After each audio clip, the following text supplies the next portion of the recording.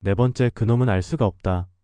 내가 네 번째를 알 수 없다고 하는 이유가 긍정적인 방향에서 그런 것이라면 좋겠지만 그런 것은 아니다. 네 번째는 그저 바보 같은 짓을 반복한다. 나는 그것을 이해할 수가 없다. 바보짓이란 무엇이냐? 두 번째가 말했다. 너무 멀다는 거지. 나는 그런 것인가 하고 생각했고, 나중에는 조금 더 길게 생각하려고 본격적으로 자세를 잡는데 세 번째가 말하는 바람에 내 생각을 이어갈 수 없었다. 통하지 않는 것. 그렇지, 세 번째의 말이 맞다. 바로 알아들었다. 그래, 네 번째는 늘 통하지 않는 짓을 오랫동안 하고 있다. 그것은 참 바보 같은 짓이다. 두 번째는 손가락으로 나의 등을 쿡 찌르며 말했다. 너는 어떻게 생각해? 나는 찔린 등을 손으로 살살 문지르며 두 번째의 날카로움은 말보다 손가락에 있다고 생각했다. 아, 이런 생각을 할 때가 아니지. 지금 첫 번째의 나로서는 어떤 식으로든 네 번째의 상태를 생각할 필요가 있다. 그것이 첫 번째의 의무다. 나는 첫 번째로서 네 번째의 상태에 책임을 져야 한다. 사실 다섯 번째만 해도 나는 신경 쓰지 않았을 텐데. 네 번째까지는 아무래도 나와 가깝다 보니 내가 신경 써야 했다. 그렇지만 나는 뭐 때문에 네 번째에 대해 의무감을 가지는지 모른다.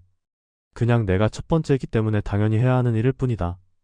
그런데 사실 따지고 보면 내가 여기서나 첫 번째지 다른 곳에 가면 그렇지도 않다.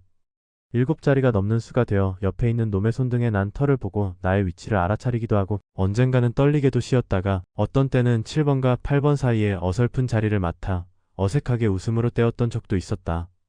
그 중에 가장 난감하던 때는 내가 나이트라고 생각하고 있던 때다. 나는 사실 폰이었지만 어째서인지 스스로를 나이트라고 생각했다. 그때의 괴로움이란 정말 생각하기도 싫다. 아무렇지 않게 나이트에 맞는 규칙을 떠들어대는 폰이라니. 나는 그냥 창피하기만 한 것이 아니라 나이트라고 착각했을 때의 모습이 거대한 껍질이 되어 내 입속으로 들어오는 것을 느낄 수 있었다. 껍질은 내 몸속을 한참이나 빙글빙글 돌다가 입이나 그 밖에 유사한 구멍으로 빠져나갔는데 그때의 고통은 지금도 생생해서 생각하는 것으로도 몸 어디 한 구석이 시큰했다.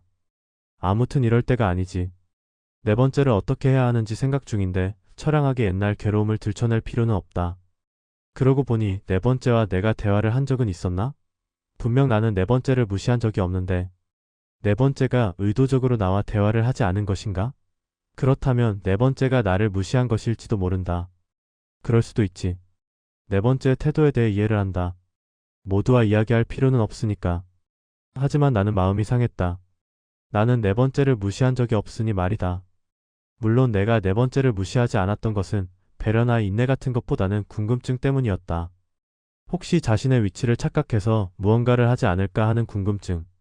그러니까 조금은 내 착각의 나이트 시절이 다른 사람에게도 있기를 바랐는지 모른다. 그런 짓을 다른 사람을 통해 보게 된다면 약간은 안심할 수 있을 것 같았다. 내가 저 정도는 아니었지.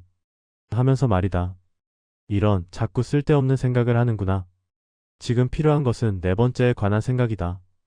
네 번째가 나에게 하는 태도는 네 번째와 상관이 없다. 네 번째가 나에게 하는 태도는 오로지 나의 문제다. 정확히는 네 번째와 나 사이에 놓여있는 어떤 지점에 대한 나의 개인적인 감상이다. 그래, 다시 네 번째에 대해 생각해보자. 네 번째가 처음 이곳에 왔을 때 나는 손을 흔들며 네 번째를 향해 무언가를 말했었다. 아마 인사 정도였겠지? 그리고 그 후에 네 번째가 우리에게 하던 말이 있었는데 나는 그게 도통 기억나지 않았다. 나는 머리를 극적거리며 세 번째가 있는 곳에 팔을 뻗어 그의 소매를 붙잡았다. 걔가 말했던가? 세 번째는 내 손을 떼어내며 말했다. 알아들을 수 없는 말을 했지. 아, 그렇구나. 그랬던 것 같기도 하네. 분명 네 번째는 알아들을 수 없는 말을 하기는 했던 것 같다. 나는 그럼 그때 뭘 하고 있었더라. 두 번째가 다시 나의 등을 쿡 찌르며 말했다. 그래서 어쩌겠다는 거야. 나의 등 어딘가가 멍이 들 것이다. 반드시 그렇게 되겠지. 나는 두 번째의 날카로운 손가락이 거슬렸지만 일단 대답해야 했다. 모르겠어. 두 번째는 손가락을 들어 올렸다. 나는 양손을 쫙 펼쳐 그의 손가락을 막으며 말했다. 잠깐만, 생각할 수가 없잖아. 두 번째는 들고 있던 손가락을 거두었다. 나는 네 번째를 어떻게 해야 하는지 생각해야 하는데 찔려버린 등이 너무 아파서 처음부터 다시 생각해야 했다.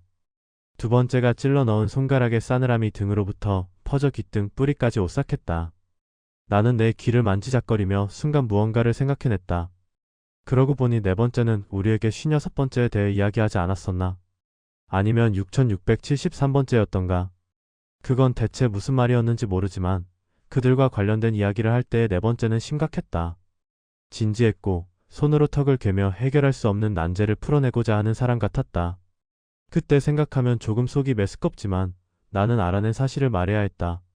나는 세 번째를 바라보고 네 번째가 56번째나 6673번째에 대해 이야기하지 않았었냐고 물었다.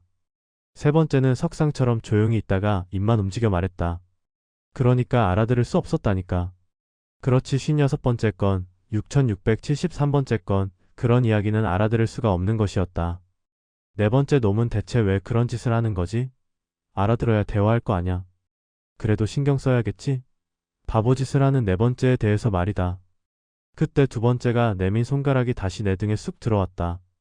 나는 이번에는 인상을 쓰지 않을 수가 없었다. 두 번째의 냉담함이나 세 번째의 무신경함 같은 것에 화가 난다기보다는 너무 아팠기 때문이다. 두 번째는 내 고통과는 무관하게 말했다. 그냥 두자. 나는 등을 문지르며 그것도 좋다고 말했다. 물론 고통이 왼쪽 어금니까지 전달되는 이때 반박할 만한 여유가 없는 것도 사실이다. 세 번째도 재빠르게 대답했다. 그것밖에 없네. 나는 정말 그것밖에 없다고 생각했다. 아니 생각은 했던 것인가? 이제는 그런 게 중요하지 않겠지. 언젠가 네 번째와 가까워진다면 지금 우리가 고민했던 모든 걸 말할 수 있겠지. 아니면 네 번째와 가까워져도 말할 수 없거나 그런 경우는 흔하다. 지금 당장 확실한 것은 두 번째가 나한테 찔러 넣은 고통이 오랫동안 없어지지 않는다는 것이다.